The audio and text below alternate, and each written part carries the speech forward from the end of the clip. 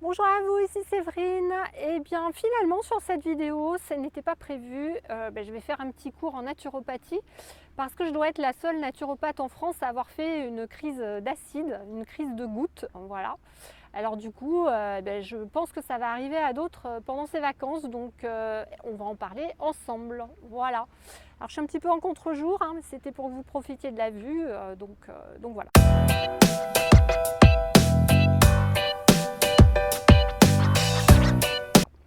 Bonjour à vous, ici Séverine, je suis naturopathe magnétiseur et coach sur Toulouse. Donc voilà ce qui m'est arrivé en vacances. J'essaie de manger bien toute l'année, de faire attention à mon pH, de manger 3/4 d'aliments basiques, 1/4 d'aliments acides. Et évidemment, on est allé chez des amis au pays du Beaufort et le fromage, c'est mon petit péché mignon. Donc j'ai mangé trop de fromage, j'ai remangé de la viande quasiment tous les jours alors que je n'en mange qu'une fois occasionnellement. J'ai également bu un tout petit peu de vin, voilà, pas beaucoup, mais bon, comme j'en bois jamais, voilà. Avec tout ça, qu'est-ce qui s'est passé? D'un seul coup, j'ai eu très très mal au coude un soir. Je ne sais pas si vous le voyez encore parce que là, elle a bien diminué ma boule. J'ai commencé à avoir très très mal au coude. Alors la caractéristique d'une crise de goutte, c'est tout simplement que vous allez avoir quelque chose qui va gonfler. Alors c'est sur les articulations ou les pieds ou les coudes, mais ça peut être ailleurs, hein. Ça peut être par exemple le long du tibia, ailleurs.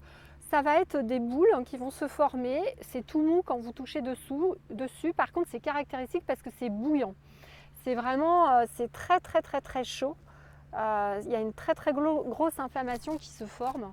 Et donc ça fait très très mal, je ne pouvais plus bouger le coude. Voilà, évidemment ça arrive toujours les week-ends, hein, ou un dimanche, et puis bon là je suis en vacances. Donc du coup, je vais vous expliquer comment soigner ça. Ça peut vous arriver d'une autre manière, c'est-à-dire que pareil, vous allez prendre trop d'apéritifs, trop de vin, trop de gâteaux, apéro, de gâteaux ou de glace, trop de fromage, trop de viande, etc. Donc tous ces aliments acides, je rappelle que les aliments basiques, c'est fruits et légumes non acides et qui doivent faire 3/4 des repas. Donc c'est sûr que quand on fait des excès, on fait des crises d'acidose. Alors l'autre caractéristique de la crise d'acidose, c'est typique, hein, vous allez faire, quand vous allez prendre trop d'apéro ou d'alcool, vous allez vous endormir immédiatement après le repas puisque vous allez faire une crise d'acidose. Il y a l'effet hypoglycémie, hein, c'est-à-dire que vous avez une grosse dose de sucre et puis 1 heure et demie après, vous allez avoir une très très grosse fatigue.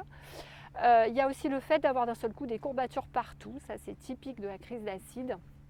Également d'avoir des tendinites qui se redéclenchent là pendant les vacances, pareil parce que on profite un peu plus et puis nous les Français on aime bien la bonne nourriture, donc forcément on a tendance à prendre un petit peu trop les spécialités locales et à se retrouver comme moi avec une grosse crise d'acide. J'y ai pas cru quand même, hein. C'est moi qui fais la leçon à mes clients et voilà. Alors qu'est-ce que j'ai fait? Alors j'ai toujours avec moi un certain nombre de produits, donc j'ai toujours avec moi des huiles essentielles. Donc la première chose que j'ai fait, j'ai mis dessus de l'huile essentielle de Golteri, anti-inflammatoire.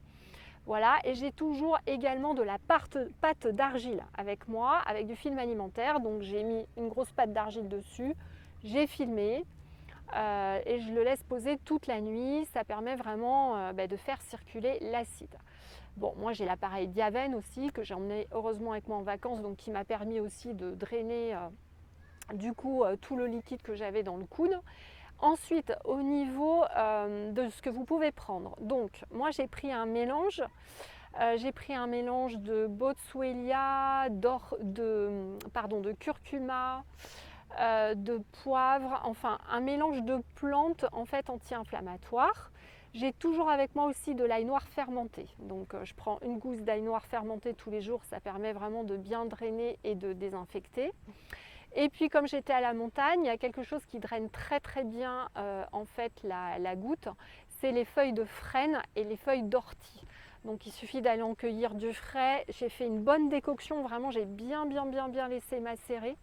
J'ai bu ça et c'est vrai que dès le lendemain ça allait mieux, ça m'a vraiment fait du bien. Il y a évidemment, alors évidemment je me suis mis à la diète, hein, j'ai rien mangé pendant une journée. J'ai pris aussi du bicarbonate de soude alimentaire qui permet de rebaisser le pH. Et ensuite j'ai fait une petite cure d'homéopathie. Alors sur l'homéopathie, moi je fais surtout en fonction du ressenti. Voilà, Mais ce que je suis surtout allée prendre pour la crise de goutte et l'acide, donc il y a des choses qui sont efficaces comme le nitricum acidum qui fait remonter le pH.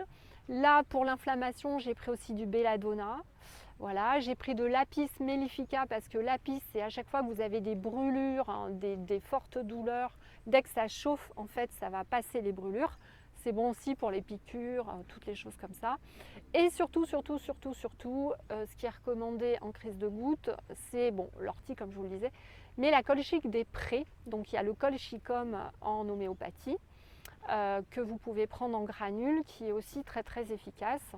Alors moi je l'ai fait un petit peu à ma sauce, hein. J'ai pris 5 granules 4-5 fois par jour de chaque. Voilà, et en mélangeant tout ça, dès le lendemain, j'arrivais à, bon là j'ai encore un petit peu mal, mais ça va, j'arrive à bouger le coude. Voilà, bon, par contre, voilà, pendant 2-3 jours, pas de glace, pas de fromage, pas d'excès. Voilà, j'ai un petit peu trop abusé. Je voulais donc en reprofiter pour vous reparler de l'acide parce que c'est vraiment quelque chose de super important. J'insiste beaucoup pendant mes consultations en naturopathie. En fait, la première chose dont on doit faire attention, c'est notre pH, le pH de notre corps. Alors, vous n'avez pas, comme on le dit, un pH à 7, comme vous entendez dire. C'est pas tout à fait ça. En fait, c'est surtout le pH de votre sang qui est entre 7,32 et 7,42, sinon on meurt. Et donc votre corps, pour maintenir ce pH à bon niveau, va prendre tout ce qu'il peut dans votre corps comme système tampon. Il va prendre du magnésium, du calcium, du bicarbonate, etc., etc. Donc tout ce qu'on appelle les systèmes tampons du corps, je ne vais pas rentrer dans les détails techniques, pour maintenir ce pH du sang entre 7,32 et 7,42. Ensuite, chacun de vos organes a son pH particulier. De l'estomac pH 2, qui est très acide, tout simplement pour tuer les bactéries de ce que vous mangez et pas être malade, jusque votre bol alimentaire, quand il va sortir en fait dans le gros intestin, il est en pH entre 7 et 8. Donc chaque organe a son pH et en fait, à chaque fois que vous allez vous stresser et donc produire des catécholamines, produire des hormones de stress, du cortisol, etc., vous allez en fait avoir besoin, vous allez fabriquer de l'acide et donc vous allez avoir besoin de systèmes tampons pour éliminer cet acide du corps. Donc ça c'est le stress, la partie stress. Et puis l'autre chose, donc c'est l'alimentation comme je vous le disais. Ah oui, j'ai oublié de vous dire, parce que comme j'étais pas loin de la frontière suisse, nos amis nous ont ramené du chocolat suisse. Évidemment, j'ai dû manger, je sais pas, enfin j'ai mangé du chocolat alors que j'en mange très peu d'habitude, 2 fois par an, donc forcément ça n'a fait qu'accélérer. Le chocolat, moi j'y suis très sensible. Alors sachez que toutes les personnes qui ont les yeux bleus aussi, en général, les iris bleus, vous êtes en général plus sensible à l'acide. Et notamment avec le chocolat, on fait de l'acide oxalique. Voilà, donc pas terrible non plus. Comme la peau des amandes. Si vous mangez des amandes, c'est le truc à la mode, tout le monde mange des amandes. Les amandes, c'est 7-8 par jour. Et normalement, la peau, c'est à éviter. Ou alors, vous les faites tremper toute la nuit, sinon vous allez fabriquer de l'acide oxalique. Voilà.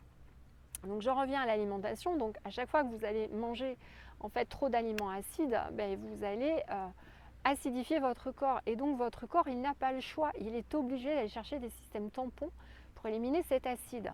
Sauf qu'au bout d'un moment, il va avoir du mal en fait à éliminer cet acide. Quand il n'y arrive plus, qu'est-ce qui se passe? L'acide donc continue d'aller dans le bol alimentaire, puis votre bol alimentaire va dans tous les organes, il va sortir dans l'intestin et du coup comme ça sort acide au lieu d'être basique dans l'intestin, ça va donc abîmer votre muqueuse intestinale. C'est ce qu'on appelle la perméabilité intestinale.